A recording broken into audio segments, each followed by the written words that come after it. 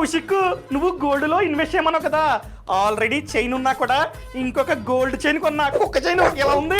జోడించి కూడా ఎత్తను. ఎన్నిసార్లు చెప్పాను రా, ఇన్వెస్ట్మెంట్ పర్పస్ కోసం గోల్డ్ ఆర్నమెంట్స్ కొనొద్దని. ఎందుకు కొనొద్దు? ఇది బంగారం కదా, దీని విలువ పెరగదా? పెరుగుద్ది, కానీ మేకింగ్ చార్జెస్ ఎంత? 10%. జిఎస్టీ ఎంత? 3%. ఆ చైన్ ని ఎక్కడ దాస్తావు? ఎలాగో చైన్ ఉంది కదా, ఇది బ్యాంక్ లాకర్ లో పెడతా. సరిగ్గా విను, రేపు డబ్బు అవసరమయ్యి నువ్వు కనుక ఆ చైన్ ని నాకు కనుక అమ్ముతున్నట్లయితే ఎంతైతే బంగారం ధర ఆ రోజు ఉందో ఇంటూ వెయిట్, అంత డబ్బు మాత్రమే నేను ఇస్తా. అంతేగాని నువ్వు అంతకంటే ముందు ఎంత మేకింగ్ చార్జెస్ కట్టావు, ఎంత జిఎస్టీ కట్టావు, గోల్డ్ లాకర్ రెంట్ ఎంత కట్టావు, ఇదంతా నేను ఇవ్వను కదా, నాకు అవసరం లేదు. నిజమే, మరి ఎక్కడ ఇన్వెస్ట్ చేయమంటావు? Simple, sovereign gold bond. మనకు ఒక బాండ్ ఇస్తారు. సో రేపు బంగారం విలువ అనగా బంగారం ధర పెరుగుతూ ఉన్నట్లయితే బాండ్ విలువ కూడా పెరుగుతూ ఉంటుంది. 10 years 8 years తర్వాత ఆ బాండ్ ని వాళ్ళకిస్తే డబ్బుని మనకైతే ఇస్తారు. ప్లస్ ఎవ్రీ ఇయర్ 2.5% ఎక్స్ట్రాగా వడ్డీని మన బ్యాంక్ అకౌంట్ లో వేస్తూ ఉంటారు. అర్థమైందా కౌశిక్?